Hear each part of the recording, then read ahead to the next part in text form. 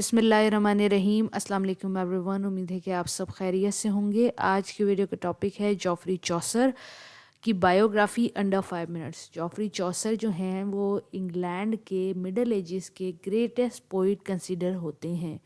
کیوں ہوتے ہیں؟ کینٹربری ٹیل کی وجہ سے۔ یہ پیدا ہوئے تھے لنڈن کے اندر، انگلینڈ میں 1343 کے اندر، اور ان کی ڈیتھ ہوئی تھی پورے 14 سینچری کے ٹائم پیریڈ، یعنی کہ 15 سینچری جیسے ہی لگی ان کی ڈیتھ ہو گئی۔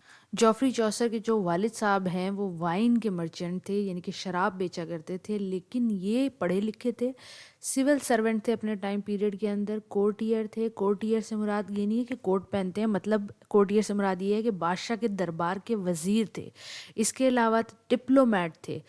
اب آپ دیکھیں کہ اس ٹائم پیریڈ کے اندر یہ کتنے سکسیسفل تھے۔ جب رائل ٹائم پیریڈ تھا تو وہاں پہ سول سرونٹ بھی ہیں، کورٹیئر بھی ہیں اور ڈپلومیٹ بھی ہیں۔ ممبر آف پارلیمنٹ بھی تھے۔ کانسٹیٹوئنسی آف کینٹ، کینٹ کیا ہے؟ گورنمنٹ کس چیز کی ہے بھائی؟ انگلینڈ کی ہے۔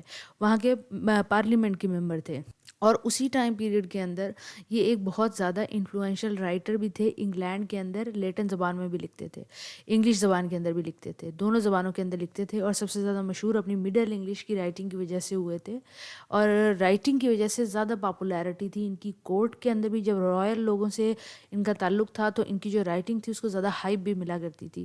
جب انہوں نے اپنا ورک دا کینٹربری ٹیل لکھا، اس سے پہلے بھی دا پارلیمنٹ آف فالز لکھا، کیونکہ یہ خود جو ایکسپیرینس کرتے تھے اس کو لکھتے تھے۔ اس کے علاوہ ٹرائل اینڈ قصیدہ بھی لکھا، یہ بھی بہت زیادہ ان کا ایک امپورٹنٹ واقعہ جس نے انہیں شہرت دی، جس نے انہیں فیمس بنایا۔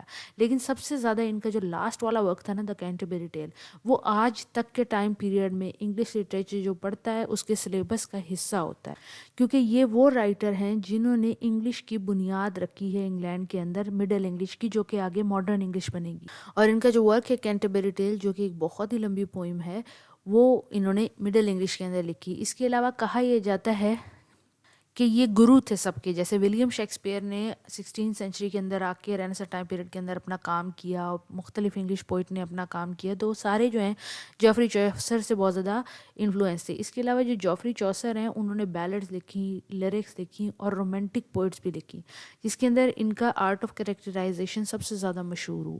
انہوں نے انگلش زیادہ لکھی، لیٹن زبان کے اندر کم لکھا۔ جان گروور نے لیٹن میں زیادہ لکھا، انگلش میں کم لکھا۔ انگلش میں جس نے زیادہ لکھا تھا وہ زیادہ فیمس اور زیادہ پاپولر ہو گیا۔ یہ جب انگلش لٹریچر لکھ رہے تھے تو اس کے اندر ڈیلی لائف کے بارے میں زیادہ لکھتے تھے، عام چیزیں۔ جب عام چیزیں لوگوں نے پڑھی تو عام لوگوں نے بھی پڑھی، اور وہ اس سے کنیکٹ کر گئے۔ یہ نیریٹو ٹیکنیک اور سٹائل میں لکھا کرتے تھے۔ ان کو کہا جاتا ہے کہ he was the inventor in English language of narrative technique, یعنی کہ نیریشن کرتے تھے، جیسے کہانی بیان کی جاتی ہے اس کو نیریشن سٹائل کہتا ہے، تو انہوں نے اپنی پوئم کے اندر کہانیاں بیان کی ہیں۔ اس کے علاوہ انہوں نے انٹروڈیوس کرایا تھا آئی ایم پینٹامیٹر انگلش رائٹنگ کے اندر۔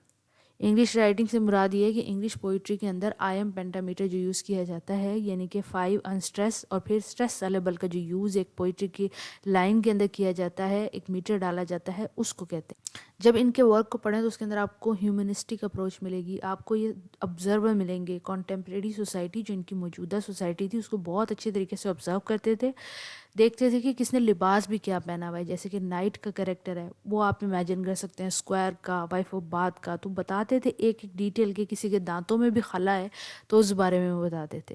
ویوڈ ڈسکرپشن دیکھتے تھے، یعنی کہ ہر چیز کی ڈسکرپشن دیتے تھے، ڈیلی لائف کے بارے میں لکھتے ہیں، سٹائر کرتے ہیں، کس چیز کے اوپر؟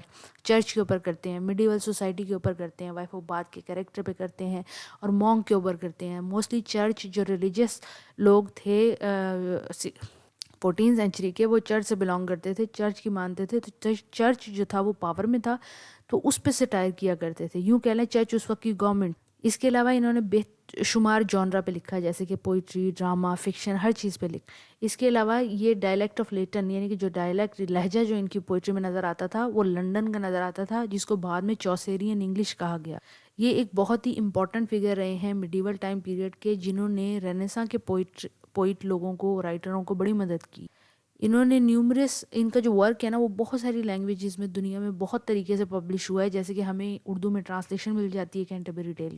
یہ اپنے ٹائم پیریڈ میں بھی بہت زیادہ پاپولر تھے، آنے والے لوگوں کے لیے بہت پاپولر ہیں، اور آنے والے لوگوں کے لیے جو ہمارے بعد آئیں گے ان کے لیے بھی بہت زیادہ پاپولر ہیں۔ ان کو فادر آف انگلش پوئٹری بھی کہا گیا۔ ان کا جب آپ ورک پڑھتے ہیں تو اس میں آپ کو ہیومر، وٹ اور انسائٹ آف ہیومن نیچر نظر آتا ہے۔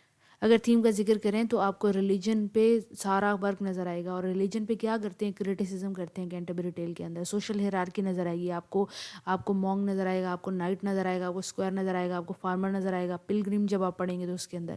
اس کے علاوہ آپ کو لو اینڈ رومانس نظر آئے گا، آپ نائٹ کی ٹیل سن لیں، آپ ٹرائل اینڈ کسیڈا کو پڑھ لیں. ہیومن نیچر آپ کو ہر وقت کے اندر نظر آئے گا کہ کون انسان کس نیچر کو رکھتا ہے، ساری چیزیں.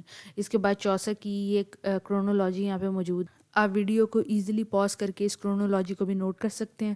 اگر آپ کا کوئی بھی سوال ہے تو وہ آپ کمنٹ باکس میں پوچھ سکتے ہیں. جو نوٹس ہیں وہ آپ کو ویڈیو کے ڈسکرپشن باکس میں مل جائیں گے. Thank you for watching. Do subscribe for more video. اللہ حافظ.